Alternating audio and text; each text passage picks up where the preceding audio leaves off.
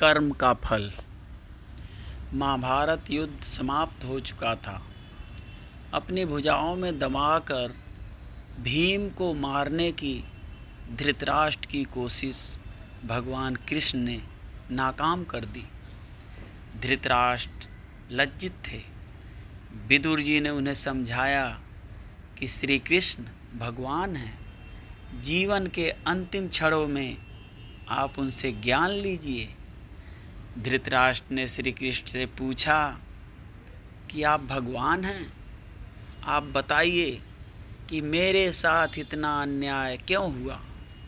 मैं अंधा पैदा हुआ, मेरे 100 पुत्र मारे गए, अब मेरे कुल का कोई नाम लेने वाला तक नहीं रह गया।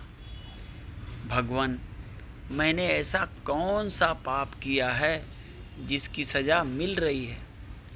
भगवान श्री कृष्ण ने बताना शुरू किया, महाराज धृतराष्ट्र, पिछले जन्म में आप एक राजा थे। आपके राज्य में एक परम तपस्वी ब्राह्मण रहते थे। ब्राह्मण के पास हंसों का एक जोड़ा था जिसके 4 बच्चे थे। ब्राह्मण को तीर्थ यात्रा पर जाना था, लेकिन हंसों की देखरेख की चिंता के कारण वह जा नहीं पा रहे थे। ब्राह्मण ने अपनी चिंता एक साधु को बताई। साधु ने कहा, तीर्थ यात्रा में हंसों को बंधक बनाकर तुम पक्षियों के साथ अन्याय करते हुए उनका अगला जन्म खराब कर रहे हो। ब्राह्मण चिंतित हो गए। उन्होंने साधु से पूछा, भला मैं अपने प्रिय हंसों का अगला जन्म क्यों खराब करना चाहूँगा। साधु ने बताया कि प्रभु कार्य में बाधक बनने का दोष हंसों पर लगने के कारण उनका अगला जन्म खराब हो रहा है। ब्राह्मण को बात समझ में आ गई। उसने साधु से रास्ता बताने की विनती की। साधु ने कहा, राजा प्रजापालक होता है, तुम और तुम्हारे हंस दोनों उसकी प्रजा हो। हंसों को राजा के संरक्षण में रखकर तीर्थ को जाओ। श्री कृष्ण ने धृतराष्ट्र से बात जारी रखी।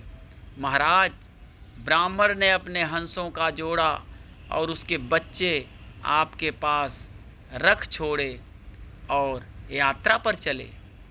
आपको एक दिन मांस खाने की इच्छा हुई। आपने सोचा कि आपने सभी जीवों का मांस खाया तो है, पर हंस का मांस नहीं खाया। आपने हंस के 2 बच्चे भून कर खा लिए। आपको हंस के मांस का स्वाद लग गया। हंस के एक एक कर 100 बच्चे हुए और आप सबको खाते गए। आखिर में हंसों के जोड़े मर गए। कई साल बाद तीर्थ यात्रा से जब वह ब्राह्मण लौटा और अपने हंसों के बारे में पूछा तो आपने कह दिया कि हंस बीमार हो गए थे।